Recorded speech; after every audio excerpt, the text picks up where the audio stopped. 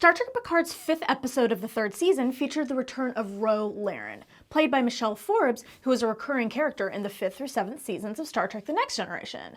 But if you haven't watched Next Gen recently, you might be wondering who exactly she is. Here's the deal. Ro Laren first appeared in the 5th season episode Ensign Ro, and she had a bit of a murky past. She was a Starfleet officer who disobeyed a direct order, which resulted in the rest of her away team being killed.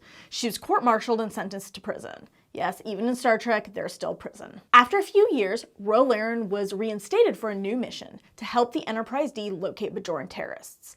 This is where we first meet her.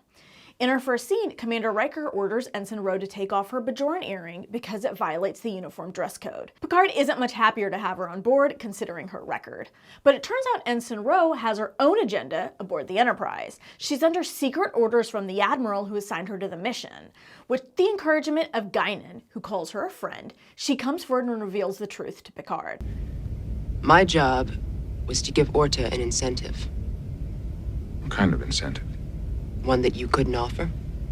One that Starfleet couldn't offer? At the end of Ensign Ro, Picard invites Ro Laren to stay aboard the Enterprise, and she accepts, with the caveat that she be allowed to wear her Bajoran earring. Ro Laren's first episode is important for many reasons. It sets up the conflict between the Bajorans and the Cardassians, in which the Cardassians occupied the Bajoran homeworld for 40 years and committed countless atrocities against their people. This conflict is the main storyline of Deep Space Nine and plays into Voyager as well. Ro's name isn't Ensign Laren, it's Ensign Ro. Bajorans put their surnames first, something we all got used to as viewers when we met Kira Nerys on Deep Space Nine.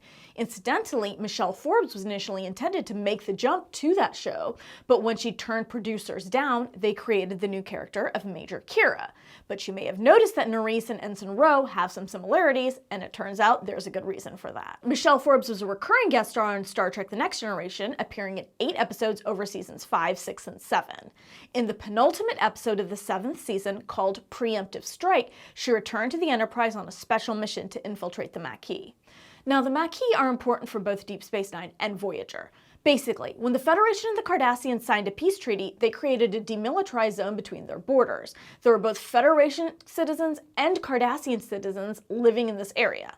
Under the treaty, they were permitted to stay, but Federation colonies were routinely harassed and attacked by the Cardassians, and the Federation wasn't willing to jeopardize the treaty to protect them. As a result, some of the settlers in the demilitarized zone banded together to become freedom fighters who dubbed themselves the Maki. Watch the episode The Maki from Deep Space Nine if you want more information on this. Their cause is sympathetic, as the Cardassians are depicted as a brutal people. On Voyager, Commander Chakotay and his crew are members of the Maki, and it's a shame that the show didn't spend more time exploring the conflict of integrating 2 crews onto one ship.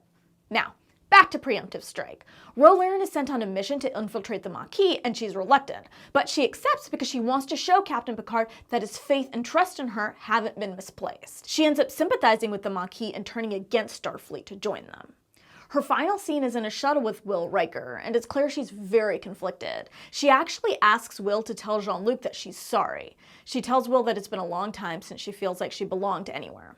Will tells Jean-Luc that he thinks Ro's biggest regret was that she let the captain down. Jean-Luc says nothing in response, which is telling. That's the last time we saw Ro Laren in Star Trek. After The Next Generation concluded, the story of the Maki and Federation continued in Deep Space Nine. When the Cardassians allied themselves with the Dominion, the Maki were wiped out. It would have been easy to assume that Ro Laren died with them, but this recent episode of Star Trek Picard tells us otherwise.